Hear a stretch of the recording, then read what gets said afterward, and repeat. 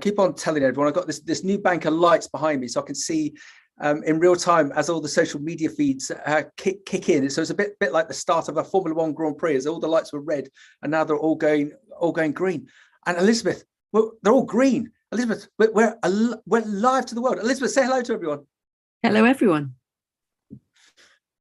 My name is Max McGillivray from Beanstalk Global. On behalf of Women in Foods and Farming, we got the pleasure of today having Dr. Elizabeth Stockdale of NIAB on. And Elizabeth, we've had a lot of interaction over the last couple of weeks, haven't we? We had a great catch up with Debbie, who set you up to talk to us today on Women in Food and Farming. And then I managed to do a little bit of filming with you at Groundswell with you and your team. That was a great event, wasn't it? An amazing event at Groundswell. Yeah, really busy and really interesting conversations. That's one of the things that kind of distinguishes Groundswell, I think. A bit of a festival feel rather than a retail show, though there are still plenty of things to buy if you want some compost or a hat or any of those sorts of things around the edge.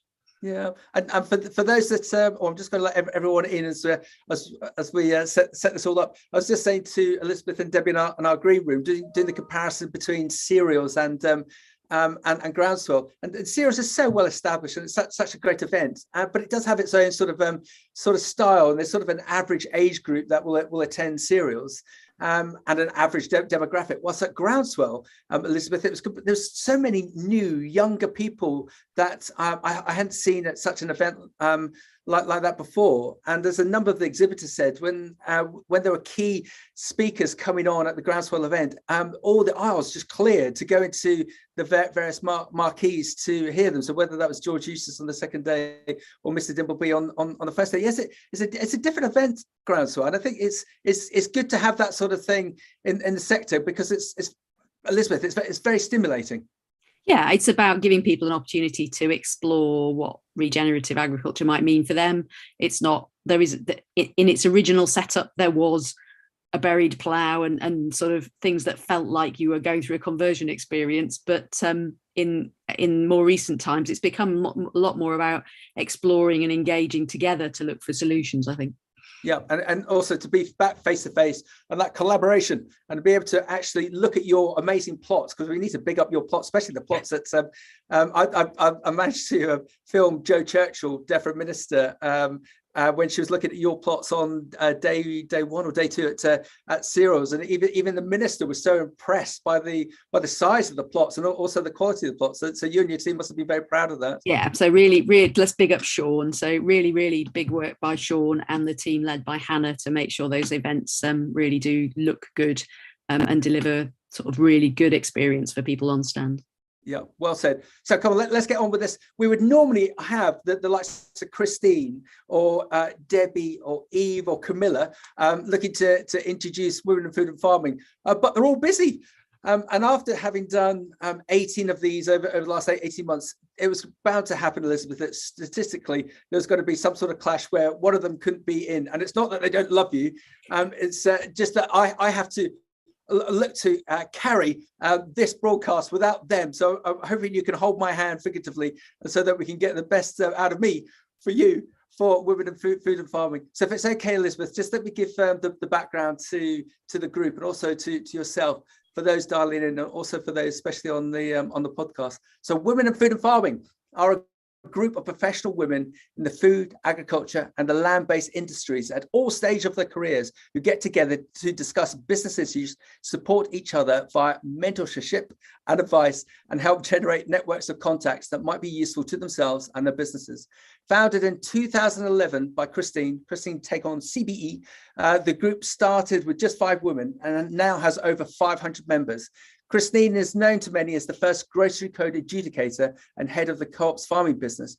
She has been appointed chair of the Assured Food Standards and as chair, as you'd expect, of that being Red Tractor, and has a number of other roles that we'll all be aware of. And we're very proud, very proud to assist the group whilst we go through this, hopefully the end of this pandemic period, ready for your in-person live events. And just to say, the first in-person live event for your group, Women in Food and Farming is a programme for the 26th of September at the Savills head offices in London, amazing offices in Oxford, Oxford Circus.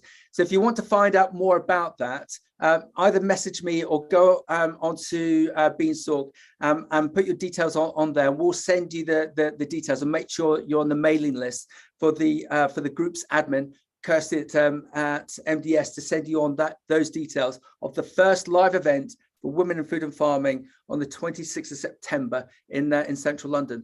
So today, our July broadcast, we are delighted to have Dr. Elizabeth Stockdale, Head of Farming Systems and Research at NIAB. Elizabeth has played nicely with mud throughout her career and student days at Newcastle, and through work at the, help me here, Elizabeth, the SRUC, Scottish Rural University College, though it usually just uses its letters.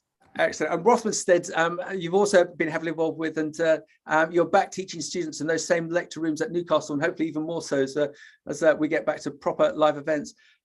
Elizabeth has over 25 years applied soil and nutrient management research experience, and is engaged with a wide range of research projects connected with the study of nutrient cycling in soils and with the environmental impact of farming systems. She moved to NIAB and became head of the Integrative Interdisciplinary Farming Systems Research Team in 2017. Most recently, Elizabeth has been very active in developing farmer-focused approaches to the measurement of soil health and developing on-farm toolkits for improved soil management. Elizabeth, is that a good summary, please? Well, I wrote it, so it probably should be, shouldn't it? And I did try and make it a really good tongue twister for you with your integrative, interdisciplinary. Yes, yeah. Thank you very much. My mother would be proud of my elocution lessons back in the day. So let's start from bare bones.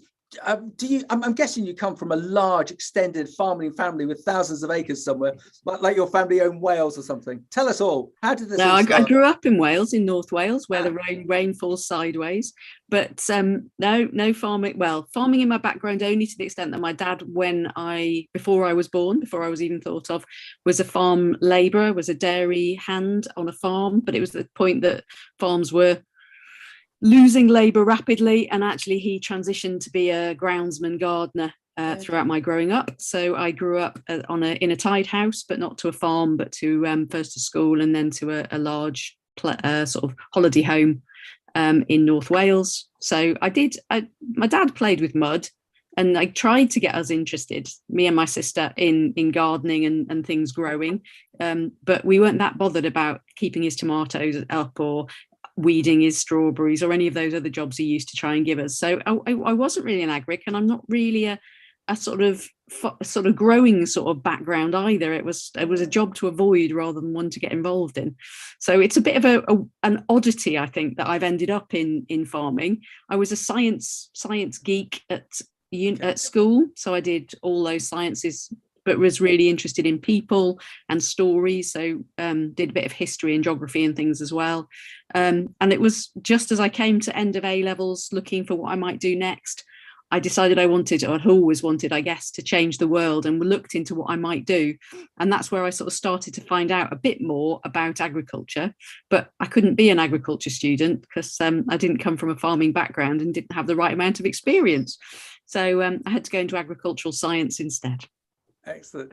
I'm just thinking of my old times at Harper, that say if you didn't come from a farming background, you look to marry it. But as everyone would say to me, who would marry you, Max? So case in point. But just because we have so many students listening in on a UK or on an international basis, what do you think was the proverbial magic dust for you to go down this agricultural route? Because you could have gone off into other areas of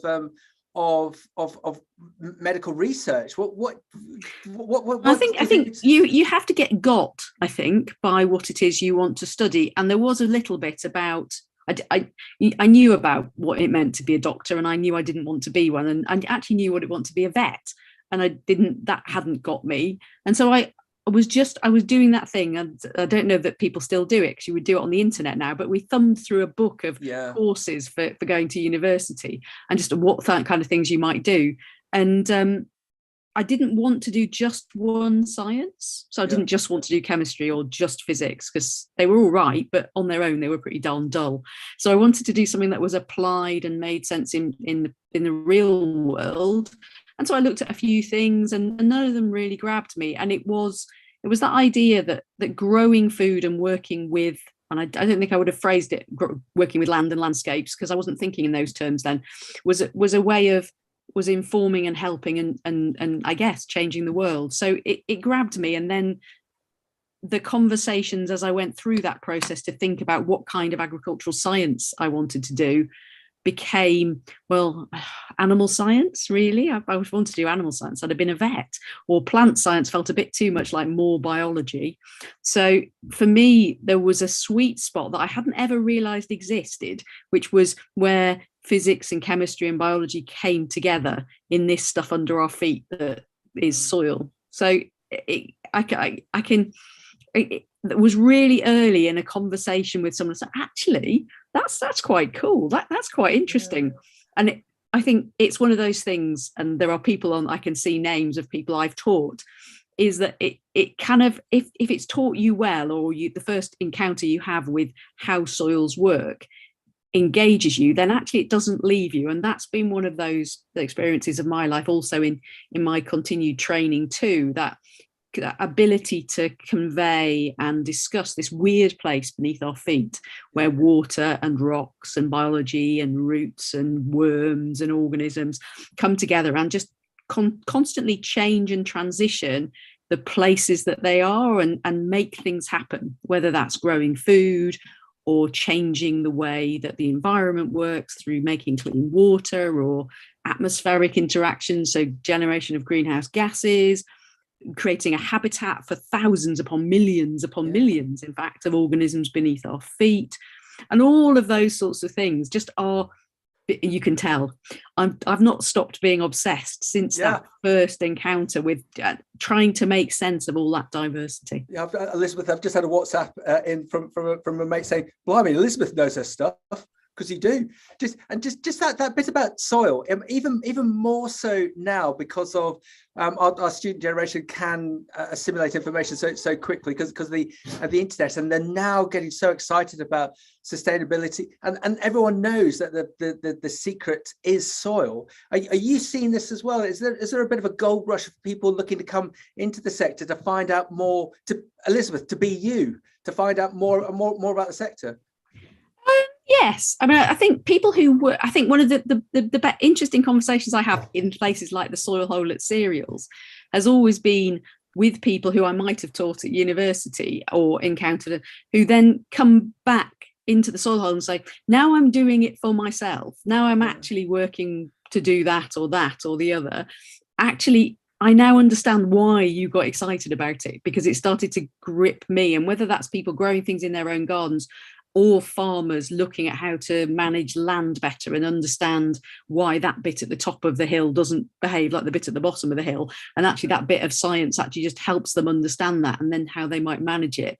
That putting it into practice is something that's actually really easy with soil science. It starts to make sense of things we can see day to day in very practical ways.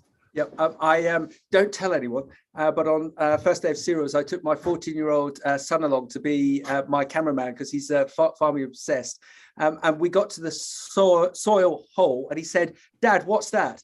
And just for especially for our international students who dialed in, Elizabeth, just describe that, because if you've never been to Cereals, everything's on a flat plane. You've got the likes of the NIAB seal crops, and you've got displays, and then suddenly you look around and you see all of these people at ground height like this, and you think, what Elizabeth, just describe.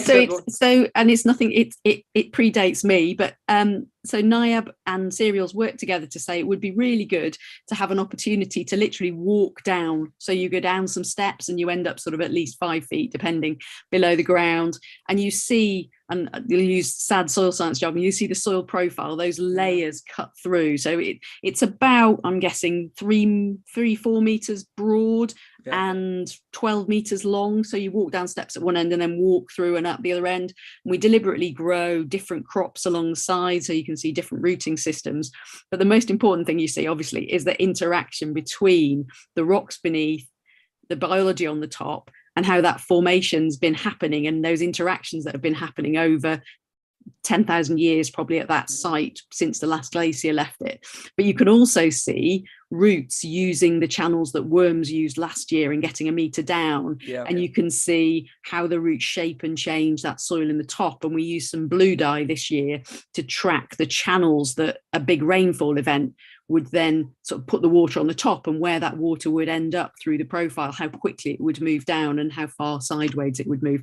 So you can do all sorts of things when you show people what's happening below ground. And what we do in the whole is just chat to people about what they can see and why they can see it, and start to tell the story of the history, really, of that landscape and its interaction with the management above ground. Yeah, and it's so tangible. Just go back to my 14-year-old son. He'd never seen such a profile such as that. And I bless him, one of your NIAB colleagues, sorry, and I don't know which one it was, actually saw him poking at it and explained to him all the different profiles there. So that's one thing for a 14-year-old, but also for a farmer, for a grower, whether they be in the UK or internationally, to be able to see that profile of the soil that they don't normally see, and also to see that interaction from a previous year's cropping is a standard. And again, just use that word, is very, very, very tangible. So talking about tangibility, just join up the dots from your educational side to NIAB. How did that all work? So I've not stopped doing soil stuff. So I've been a soil obsessive. I'm still a soil obsessive, but I'm a soil obsessive who wants to use that information, the finding out about why things are working in soil, not just for the thrill of finding it out, but for making a difference. So from Newcastle through SRUC, working with farmers, doing trials on farm, meant having to be able to talk about what I was finding in a way that made sense for practice. And the work I did at SRUC for my PhD was in an organic farming system, one of the first. In fact, Abernethy, Jamesfield Farm, was looking at nitrogen cycling in that system because there was no fertilizer. So we could see the real detail of the processes that the organisms in the soil were driving, separate from the interactions that you might see from chemistry. And so it just provided, it was a great backdrop for doing science, except of course to understand the science I was doing in an organic system that's so shaped and changed by the long-term decisions that are made about crop rotation, about the seasonal interactions, actually about the constraints that farming sits within in terms of the socioeconomics. And so you can hear that we had to put together this sort of systems picture that went from the tiniest interaction between an individual microbe and its resources around it at nanoscale in the soil, right up to what resources were available, how much organic materials that farm could access, and how they could be used. And all of that fed into a sort of need to put the soil science that I'd learned into that bigger context of a whole farming system. So that was about me then taking that information and understanding better, but in a way that could shape and inform and improve the management in practice. So I started to play, and I always have then, in that space in between science and practice. So SRUC, Rothamsted, Newcastle Uni, I'm sorry everyone who had to put up with me teaching them, and then now to NIAB. And it's just been a track of, I think, probably increasing move towards that integration into practice, or that opportunity to work through to practice. And NIAB, who are NIAB? For the uninitiated, whether that be the younger students or those from overseas, or perhaps there's people from the sector that haven't gone to the likes of cereals or groundswell this year. Can you just tell us who NIAB are? Yeah, so how it's formed, where it is today? Yeah. So NIAB doesn't have a grown-up name. It had a grown-up name once. It no longer. So 1996, NIAB was taken to, not quite privatized, came out of government control. And actually, it just then kept its letters. So they don't really stand for anything apart from that integrated crop science organisation that has its feet in work that began in 1919, improving varieties and making sure the best quality seed was available to grow crops post First World War. But since 1996, we've been bringing together all sorts of other organisations. So some people will know other names too that also belong to NIAB, like CUF, or like TAG, or like EMR, or like BCPC. So what all of this is applied crop science that tries to, or that is linked through to practice. So the highest quality, blue skies, crop science, and genetics and breeding, agronomy, soil science, all the way through to what that actually means for a decision a farmer might make in a field, and how they make that decision most effectively. So making sure farmers have the information, and not just farmers, but growers in terms of horticulture for vineyards and orchards as well, to make sure that those farmers are best informed. So that NIAB is about that information as well as knowledge pipeline. Okay, so NIAB is integral to the farming systems of the UK? I'm sure yes is the simple answer. I don't like making big claims. So I think for many farmers, the information NIAB has provided has shaped and changed what those farmers can do. And for most farmers, without them realising it, NIAB's actually shaped and changed the way that seed is made available, the drive and support the listing of crops through the national lists, through the evaluation of crops through the recommended lists, through to making decisions and tests about fungicides and the stuff I do, which is about putting those things together into farming systems to think about how we make different sorts of management practices work most effectively for an individual farm. So that's about being site specific and locally adapted, because what works in one place won't always work in the other. Okay, and breeding, just hold my hand figuratively about the breeding side of NIAB. It tickled me when I went on a farm walk in my local estate about a week ago in Bury St Edmunds, because all the barley that they grow is Maris Otter, which is a 50-year-old variety. And as they were saying, it doesn't yield the best. But because of the craft ale sector, they've all seen this craft ale book from 40 years ago, saying that the barley that you must grow to get the best results is Maris Otter. And so there's this premium for this gorgeous crop Maris Otter, but it doesn't perform. It just tickled me that there's this long outstanding crop, but with the breeding programs that you've got in place, it is so involved. It's so technical. Again, you are that area of expertise for the UK in the terms of crop breeding. One of three main, probably, and different centres for different crops. But in terms of strawberries, people will have been eating Morling Centenary or Morling Ace over the last few days.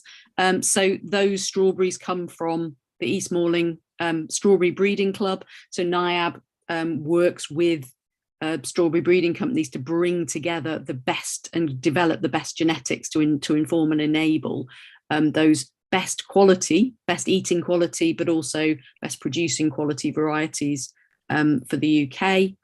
But in terms of wheat, the breeding companies will do that work themselves. What's needed is something that's called pre-breeding, that work that's pre-competitive, to really understand actually how the genetics can inform the traits that those crops have. You're pushing my science. So Tina, I know, is listening in and going, oh, she's not explaining that plant science very well. You have to bear in mind I'm a poor soil scientist trying to explain plant science. But it's really important that we start to think about the traits that crops have, not just in terms of what they do above ground. So food quality and production quality is really important, how they stand and how they perform and how they respond to fungicides. But equally, for me, how they root and how those interactions in the root system can be shaped and changed by the genetics of the plant. And so starting to understand and potentially be able to manipulate what's happening in the soil to change processes, because we're able to more effectively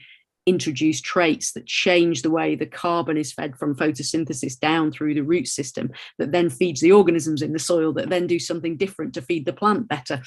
Crazy world of interactions, really complex, but really increasingly transparent to our understanding, and then towards us being able to choose the best varieties to manage the things we're trying to manage. Grapes.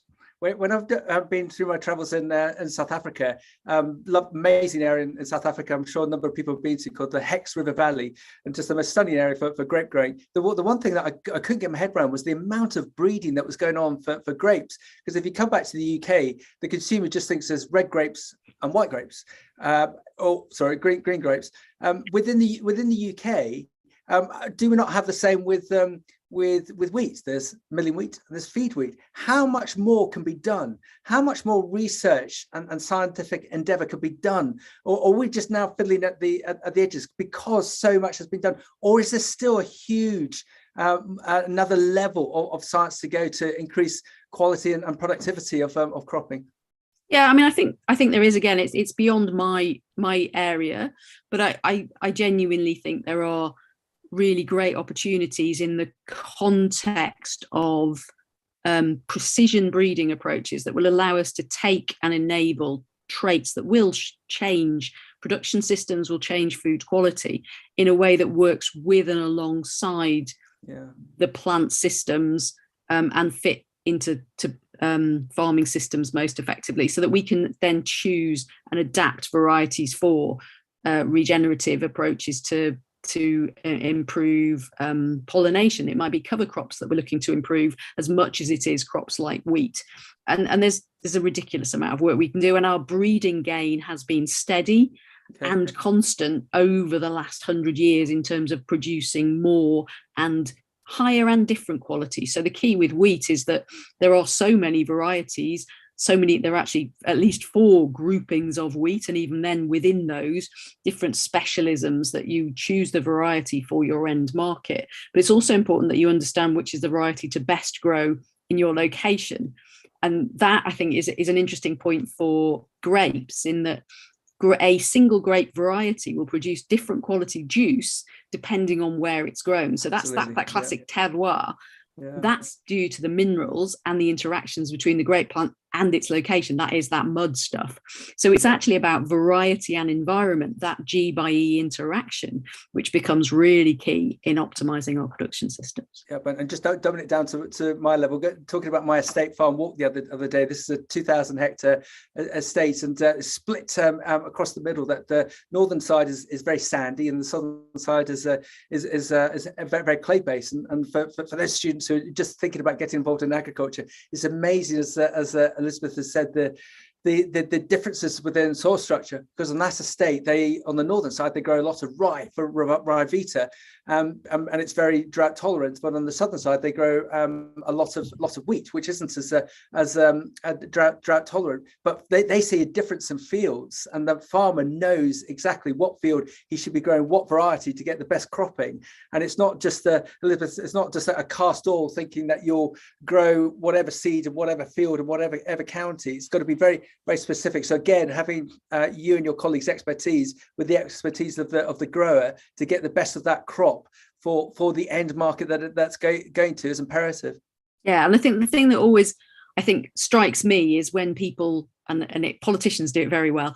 There's sort of sweeping statements of, well, farming should do this, or actually land managers should do that. And that sort of sweeping statement doesn't really help anyone, because, we hear it, farmers are exploiters, or farmers are polluters, or farmers are careful stewards of the landscape. We get any of those sorts of things. But I can stand in one place on a farm and see a whole range of different, actions, both positive, regenerative things farmers are doing in terms of improving soil health or increasing productivity. But I can also see a bit of a scruffy hedge that's not been well maintained, or compacted puddle soil in a gateway, or a green water ditch. And actually what we can see is all of those things within a small location. And actually, so working out what works on average for everybody doesn't work everywhere. What we end up with is, the average thing everywhere will give us a range of different results depending on the ground. So what we want is the best thing for each location. And that's a tricky thing to work out. That interactive, locally adapted site stuff is about really understanding where someone starts. And that's in regenerative principles, that's called context, but it applies anywhere. We need to know where we start and what we're up to, whether that's us as individuals or us as thinking about a piece of landscape or a business, our strengths and weaknesses become key to decide where to go next and then to adapt what we do. And that's just as true in terms of managing farms regeneratively or more sustainably, or whatever jargon we want to do. The simple answer won't be we should all do the same. We should do the thing that is most effective and most sustainable for that particular system in that place.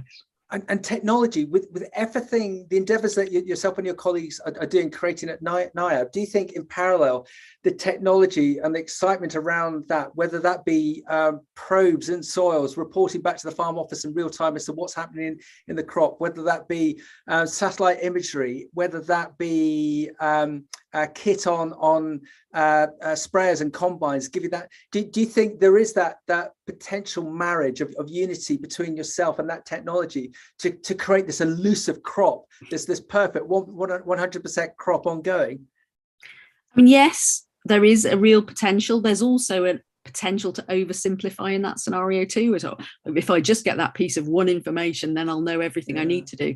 And actually what you need is that, and it's a very old-fashioned word, husbandry, that bringing together of strands of skills. It's not about doing the same thing every time, but it's about that site awareness, season awareness, but drawing on all the information that you can, or all the data that you can, to make information that's useful to you.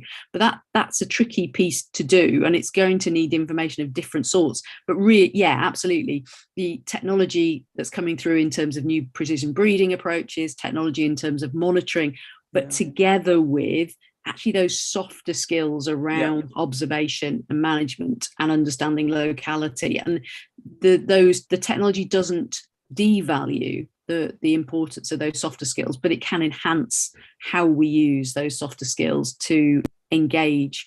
And I'm talking about landscapes and soils in terms of husbandry, but crops or livestock or businesses more effectively. And so it's that for NIAB, it's really about, and for my group in NIAB, about providing knowledge so that people can make better decisions, provide measures of change that allow people to monitor better. So that work that we've been doing on soil health has been about giving people those measures that allow them to make those measurements, but also about using that knowledge to provide confidence so that farmers can be confident in their change processes. And then, of course, NIAB's role is not to do all this alone, but to do it in partnership. Anybody who's wants to work in that same space, we will happily work in partnership with. As a charity, our role is to enable and to support, not to and to lead, but not to dominate. So it's about having that facilitation role, leading through knowledge.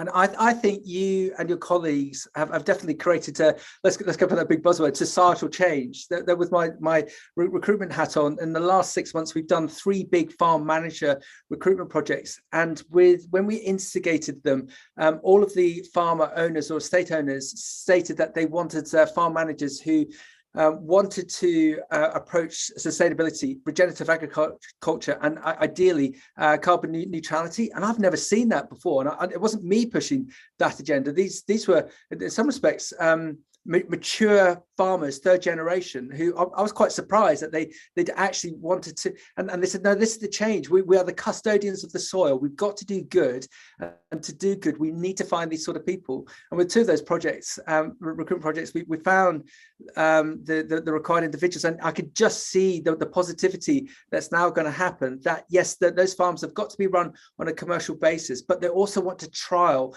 and find what works on a sustainability, regenerative basis, because they've learned from yourself, Elizabeth, and NIAB, and want to go down that route. Are you seeing that as well? Do you feel that you're pushing against that open door, that we are seeing, again for my big phrase again, that this societal change happening within agriculture?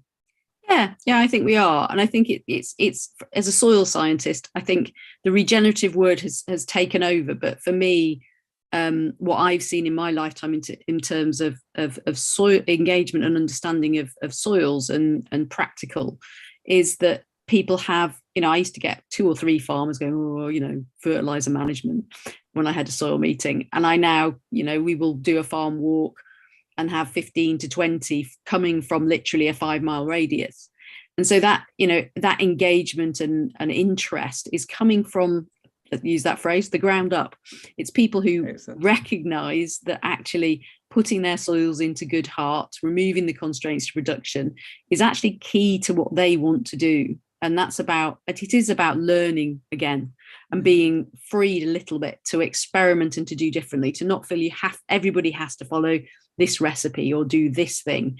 Actually, there is a freedom now increasing in agriculture where each farm can do the thing that works best for them within a whole set of constraints. And there are really tricky constraints coming through from supply chains that put pressure onto farmers, for example, to harvest potatoes, sugar beet or carrots or any of those things when the soil's just a bit too wet, or to go for a second crop, or to opt to. So there are things we need to work out in our food system. I don't think the Henry Dimbleby report got it perfectly right, but it certainly started us on that proper conversation about how food and farming and us as society can work most effectively together. Yep, and where, again, I'm hoping that because of the way that the UK farming system is so highly regarded internationally, and again, like NIAB, that we'll see everything that we're learning being picked up in other countries. And I don't want to, I also seem to pick on Canada. I just know of some prairie farming examples of where they've just got very large tractors and it's prairie farming and gallons of chemical put on, and they could actually increase their yield if they actually treated their soil better. So I'd hope that through a process of osmosis, whether it be the likes of groundswell, because there's quite a lot of international people there, just that word spreading out that there is a better way of farming on an international basis, and we're already seeing that in the likes of Africa. And again, it's learning through the likes of yourself. And just on that side, we had a WhatsApp in earlier, and I should know the answer to this. Are you UK focused, NIAB, or do you work internationally as well? So we are, I would say, dominantly UK focused, but actually, and that's because of that need to be local and site specific. So actually the information that we develop is for the UK farming dominantly, but the science that underpins it is one of those things that's transportable. So then we work in partnership with key people internationally to take that science and make it applicable in those particular places. So work, for example, on biofortification of millet. So through breeding to improve iron and zinc in diets in Ethiopia and Gambia, or developing through breeding approaches African eggplant, which is a potato-related species, a solanum, but looking at that as a food crop for Africa, but using the approaches from the UK, the science, but always in partnership with those international organisations, and true, CUPCRA working closely with for potatoes, so that's the Cambridge University Potato Growers Research Association, working closely with growers in Illinois and more widely across America to understand how their systems might work and we might learn from each other. Excellent. Now here's a tricky question from WhatsApp. Elizabeth, if you had a standard 2,000 hectare block in East Anglia, like there's such a thing, what would you and your NIAB colleagues grow on it? There's no the first and always anyone who's been taught by me knows how I answer such questions, which is it depends, which means I now ask as many questions as the question has asked me, which is okay, so what is the soil there isn't such thing as typical, what's thing. And so I think East Anglia, low rainfall, depends if we're talking East Anglia fens or with that boundary that has those very tricky now for us black soils with high carbon emissions that we need to think about managing in different ways, or we're on your sand or your sand clay boundary, all of which is within about 15 miles in a bit of East Anglia. I think East Anglia is a good cereal growing area, and first wheats, that is those high quality wheats in rotation, will continue to be at the heart of what dominantly happens in arable agriculture in the UK. I think what we'll find happening around those first wheats, though, is those more interesting things around cropping. So new break crops, longer lays coming into farming systems where they'd been taken out 40 years ago, whether for biodiversity and pollinators or for grazing animals. I think we'll see more of that diversity. So I think cereals will still be the heart of the system, and in East Anglia particularly. So we will base what we, as the UK always has, bread being the heart of what we do. I think that's a really good way to go. High quality wheat gives us high quality flour, best not baked, in my opinion, into pappy white loaves. Yeah. But, actually getting that system to work. I'm a bakery girl, so I'm going to grow cereals on my farm, I think.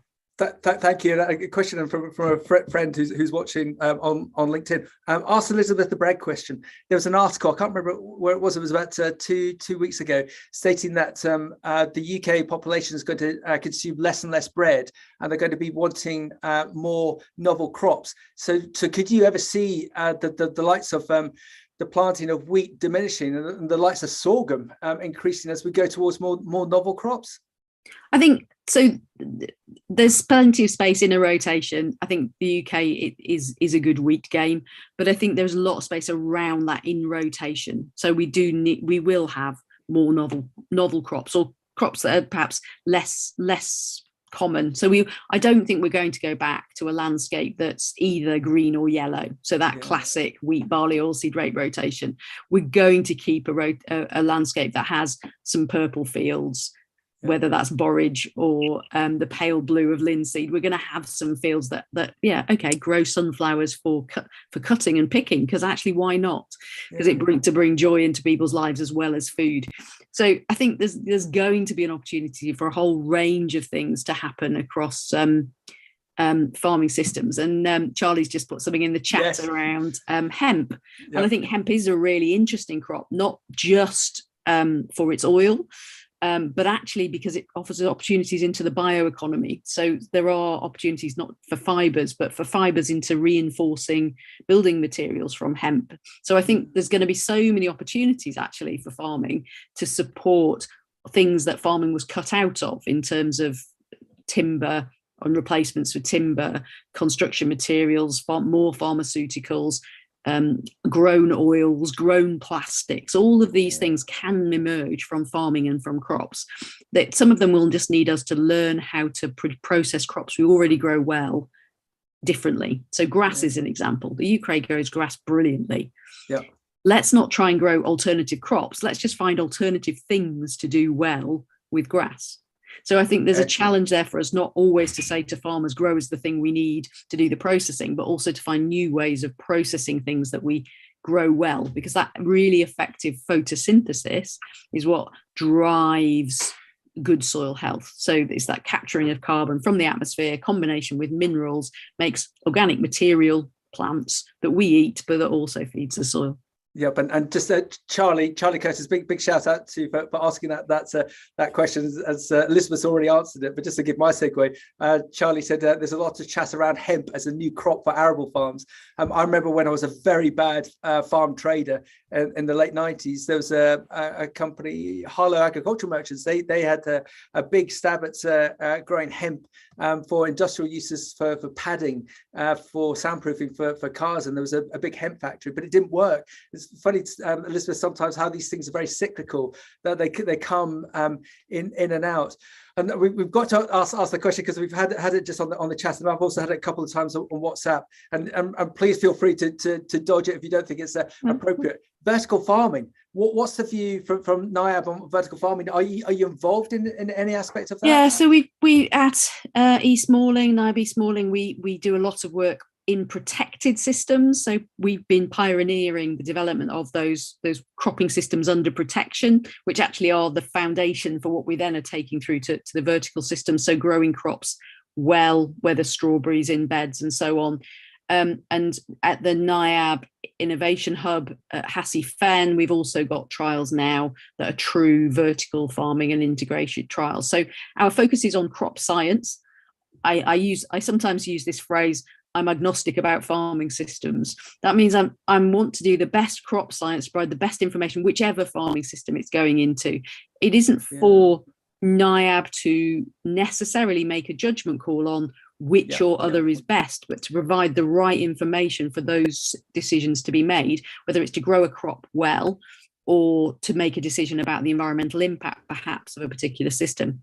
I think for me, one of the things about, vertical farming is going to do a really good job of some of those small scale crops that we need that to maybe Yes. take large land areas, it's probably not going to do so well. And there's in producing the wheat equivalents, the large scale carbohydrates. And I think we're still going to use land there. So it's not going to be a one or other for me. And that's why, of course, we need to, as NIAB, do our crop science in a way that enables the best development of all those systems.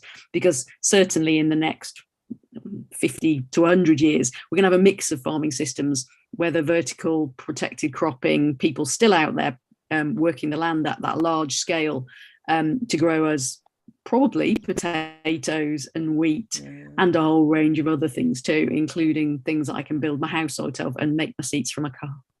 Yeah, and if you look at the huge scale, especially of food production in say Europe, how that would ever be replaced by vertical farming, it's just not there. The technology's not there. We had a great quote from an individual who I won't name, but who's a very good grower on a very large vertical farming operation, and he's got some scars along the way, and he says that what's his great quote, that growing product under protected cropping, so say like tomatoes under glass, is a bit like driving a juggernaut, Elizabeth. That if you go a little bit off the road, you can normally pull it back in and get back on the road, but vertical farming is like driving a Ferrari flat out at night on a country road with a blindfold on. It's just inevitable you're going to crash. And so just a bit of context to that. So if you leave a vertical farming unit on a Friday night and there's a problem with substrate or seed dressing, by the time you come back in on a Monday morning, you potentially lost the whole crop. Worst case scenario. But just coming back to technology again, I think that's on vertical farming, where the technology of systems being able to identify where there are issues with a crop and being able to automatically redeem that, whether that be foliar feeds or water. So again, it's another fascinating sector to get in. So just jumping back to conventional area, got a great question from Suze Franks. Elizabeth, what are your views and thoughts on continuing agricultural production on lowland peat areas, the likes of the fens? So we've had the fens drained for so many years. Boys own land, provides most of the salad cropping for the UK. It feels like should we continue? What would your view be of that, please? It depends, obviously, Max. So I think part of our problem, that's one of those hand wavy, let's flood the fens things, which is actually really tricky because there probably isn't enough water. So actually East Anglia is in an area that's actually pretty short of water. So actually it's that thing about needing to properly understand the system. So actually, again, in the fens, only around 30% of that land area is lowland peat. So if we re-wet it, that might be okay. But the land around it, we've now made vulnerable to and not able to produce high quality other. So it's a nuanced I'm dodging it, but only because I think there isn't a simple answer. And I think the answer has to almost work. Set some principles. It's a bit like regenerative farming. We want some principles. We want to reduce greenhouse gas emissions. There's no question about that in the fens. We want to improve biodiversity, but we also want to produce high quality food for the UK. And that's a triple challenge that's really difficult to deliver. But actually at local scale then, having set those principles, at a sort of, and in that the jargon for the fens is an IDB, an internal drainage board, that managed water managed area. So like a catchment in a upland system, we can then investigate, well, hang on, there's already that corner of that field that sits wet most of the time. Maybe we could re-wet that. Maybe actually over there we could be holding the water in a different way and creating a reservoir that will give us the biodiversity. And so what we end up with is this nuanced landscape that isn't one thing or the other, but a mosaic or even a changing mosaic, so a kaleidoscope through time of different managements in and through the rotation that manages to deliver those interactions. But as a consequence, it's tricky because it's not easy, not amenable to let's flood the fens or let's take vegetable production off. Suze, I'm aware, is thinking about that in the context of supply chains and thinking about should there be some guidance, some support actually from supply chains to say, can we look for other alternatives? And it becomes then, if we don't grow celery there, where do we grow our celery as an alternative? And is that better or worse? Because actually if we take it, it may have to go overseas. it may be that we're putting it onto the soil around Elvedon, at which point we'll need an awful lot of irrigation. So actually it's quite a tricky working out, both for the landscape of the fens, but also if we displace production from the fens to somewhere else, what will that mean? And so all of those things need to be underpinned by the best possible evidence to support the decision making. And NIAB has a role, but it isn't the only person with a role in that. It's one of the stakeholders. Agreed. And just on that one, a friend of mine asked earlier, asked Elizabeth the Dutch diamond question. If you look at NIAB, you're experts of what you do. If you look at the UK farmers, they're experts at what they do. In Holland, they have what they've called the Dutch diamond, that they have such a strong link between government, education, and the farming horticultural sector, and they've got this very symbiotic relationship that they all work with each other to prosper, whether that be commercially within farming and horticulture, and also on a sustainable basis. Do you think we need to have more instigated the Dutch diamond model within the UK, of a stronger link between government, yourselves, the research element, and the growers? Do you think that would be beneficial? Or, as we've just been talking, there's yet more churn within our UK government. Do we just need to park government involvement and look to proceed by ourselves, with NIAB holding hands gleefully with the growers, with the farmers, to create success that way? Or do we need government input? What do you think? It depends again, Matt. I think I genuinely think it's probably some and all of that. So I don't think there is a one solution. I think if we say, well, certainly we can't wait for that perfect coming together of all the players to make we've got to get on and do some things, sometimes with government involved, sometimes with government watching, sometimes industry actually, whether that's supply chains working with their farmers and actually just getting on and doing stuff because the science is behind, or any of those things that just need to be brought together most effectively. I think, sometimes we just need to get on. And I think NIAB and academics have a key role in operating in that space to provide the right sort of information, not to underpin a particular viewpoint, but to give that independent view to support change. Yeah. NIAB is a fantastic organisation, but are there roadblocks that slow you down from achieving more success? Well, if you've got a large back pocket of lots of money, we'd love to have lots of it, because of course there's always a constraint in what we can do, simply because there's not enough capacity. And that might be also a capacity people thing, that we need more training of people to be able to operate in particular ways. I think if we focus on the roadblocks, we don't move forward though. So we've also got to think about those sometimes constraints as providing us opportunities to think in different ways and to work around them. And I think there's a question that actually I think is a really good question in the chat, that actually I don't think NIAB does as well as it might do, and so it's then about a decision about how we use our resources most effectively. But our interaction directly with the public and with consumers is probably not as strong as it might be. But actually we might be doing that more effectively by providing the information to others who then use it. So I think it isn't necessary for every organisation in a partnership to do all the bits of the job perfectly. In fact, that would be a rubbish partnership. What you want are really strong organisations who then work in partnership to do their really strong things. And for example, and we'll just big up Caroline because we miss her in a lot. That context of LEAF and the work that LEAF did. NIAB and LEAF have worked together for a lot of years to make sure that those farmers making those decisions on farm, opening their farms up, having the right information to share. The same with the NFU for NIAB and that close working relationship, but the same too in terms of training for academics and industry. I think there are key roles, but everyone doesn't have to do the same thing.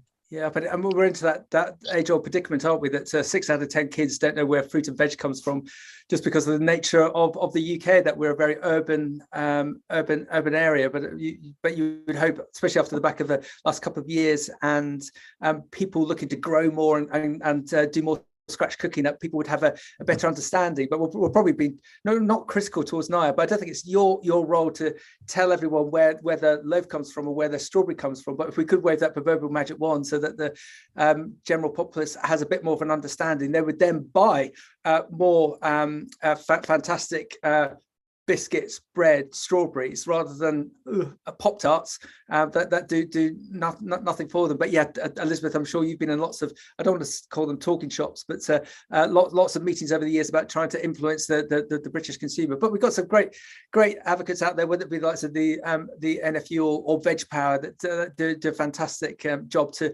promote the sector out to the youth of today.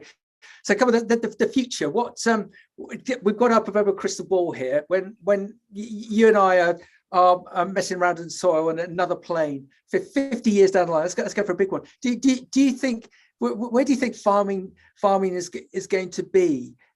Do you think with the technology that's coming in, it will just be, it will be better? It will be farmed on a more regenerative basis. There will be better yielding, or do you think there won't be a lot of change? It depends. It definitely depends. Well, so the first thing to say about our playing with soil in the future is that, of course, that we will be soil maps, depending on how we've been buried and disposed of. So both of us will become food for those growing organisms in the future, and actually powering the world as we break down. That decomposition process becomes key to actually how the whole cycle works. And I think that's the idea of cycle and of system and interaction is important, because I think there are some farming systems already in the UK that are perfectly in tune with their pieces of landscape, that actually couldn't do any better in terms of managing their piece of landscape to deliver that, if we take it as just a triple challenge, and it's more than that, but for biodiversity, for food production, and for net zero, for reducing greenhouse gases. And of course, there's more to it than that. But there are some bits of land that are already doing that perfectly. There are some that are a long way away. I think that will still be the case, but I believe more will have found a way of bringing those things together. But what my thought that will mean in terms of landscapes is they'll be more diverse, that we'll see more difference. That at the moment we have tended, and it's moving away even now, but we've tended to drive through bits of the countryside that are pretty close to being monoculture, one thing or the other, or this is the sugar beet region, or this is whatever. I think what we'll see is more diversity in those landscapes rotations, more diversity in the way farms work, and that doesn't to say that there isn't a role for big supply chains, but that will change, I think, in a way that the supply chains will need to engage with farmers differently. Those supply chains will be into construction, into pharmaceuticals, as well as into food. And I think there are lots of opportunities. So farming hasn't stood still for the past 300 years. It's not going to stand still for the next 300. And that's going to include technology. It's going to probably change the way the labour profile works on farm. We've talked before about advertising for tractor drivers who are actually computer operators, and that's just going to get more and more in that direction. And the ways we might be able to combine and use information will allow us to make more targeted decisions, I think, but that will allow us to have more diversity. And I think that is probably what I expect to see. If I was here in 100 years, I wouldn't expect to look out of my window as it is here and look out across a couple of big arable fields. I will expect to see actually those broken up with some beetle banks and some strips in them, to see some of those changes that have already happening. But around here, I live not far from Stansted Airport, probably also some more houses, and probably also some other changes that are going to affect farming land that isn't about farming decisions. Yeah. So you're positive. You're positive for the future? Yeah. Okay. No, it depends. Yeah. And just before we wrap up, we need more of you. We need more of you in the sector. How can we persuade, whether it be the younger generation or those of slightly mature who are looking to retrain? What would your advice be as to those that are contemplating having a career within the agriculture, the horticultural sectors? What would your advice be to them, please? Go for it. And also find the thing that makes you excited. Don't try and do something that feels like the right thing to do, or something that makes someone else excited. Stick with the stuff that makes you excited. And if that thing is about studying something in small detail and not interacting with farmers, that's also fine, because I and the industry needs people who understand stuff in tiny detail. And we also need people who take that science and make it work, and we need people who work in. So find the thing that inspires you and stick with it, and it'll be tricky and it'll be difficult and it won't always go smoothly, and we won't. I can map my journey, but it wasn't a planned career. Yeah. So we're all going to do that more and more. But it's a great place to work, great way to work, and for me, dig a hole. But you stole my words. But you had a general focus as to where you wanted to go, and you didn't have a career plan that was mapped out on your fridge that you would be inspecting every morning to make sure you were doing the right thing. You just knew where you go. And when you do that, I find that generally luck comes to you, opportunities come to you, because you've got that general focus as to where you want to go. I mean, it's difficult, isn't it? You can see in retrospect sometimes those things much more easily than you can when you're going through them and wondering how on earth this is going to work. And after that postdoc, will there actually be a job to go to? And actually, though, to tell someone who's currently struggling and can't see where they'll go next, or it'll all work out in the end, isn't actually that helpful, because actually it's only in hindsight you can often see it. But it is worth telling someone in that situation, it is worth sticking and holding on to something you love doing. Don't let go of the things you really enjoy doing to do things that you feel you should. So it's that balance of making sure that at least when you have to sometimes do just things because you have to, that you hold on to some of the things that also make you excited in your job, or perhaps for some people it's about growing veg or keeping involved in their allotments around the edge of the other things they have to do in the short term. Yeah, no, I just love your mantra because I think it can spread across all areas. Dig your own hole in a positive manner. Find what makes you happy and go dig your own hole. Elizabeth, I found this really interesting. So everyone, dial up NIAB. They are very, very good on a social media perspective. Elizabeth, are you and your team, your colleagues, are you attending other events that we can go and see you at shortly? Fruit Focus is next week for anyone in the Wednesday, fruit sector. I won't be there, but NIAB will be there in style, and we're involved in lots of smaller events now. It starts to get a little bit busy with that thing called Harvest, Max, so people don't particularly want to come to many events. So winter barley already going, oilseed rape not far off, but still a whole range of things going on. There are potato events, so those of you who are involved in potato growing, Cupgra have an open day on the 26th of July. So if anyone is interested in coming as a guest, do drop me an email to find out what potato research is funded by the industry working with NIAB. So excellent. Elizabeth, thank you. Just before we wrap up, just to highlight again, I'm sure it's not going to be a big clash, but on the 26th of September, live in-person event for women in food and farming in central London. Contact me or contact the admin team of Women in Food and Farming to get signed up for that. Elizabeth, thank you very much for your time, and we look forward to seeing you in your next inspection pit, in your next hole, whether that be well, it will be before then. But Elizabeth, thank you very much for your time. The amount of comments I've had in, especially from the likes of WhatsApp and LinkedIn, everyone has really enjoyed our conversation today, so thank you. Thank you. We'll catch up very shortly. Thank you, Elizabeth.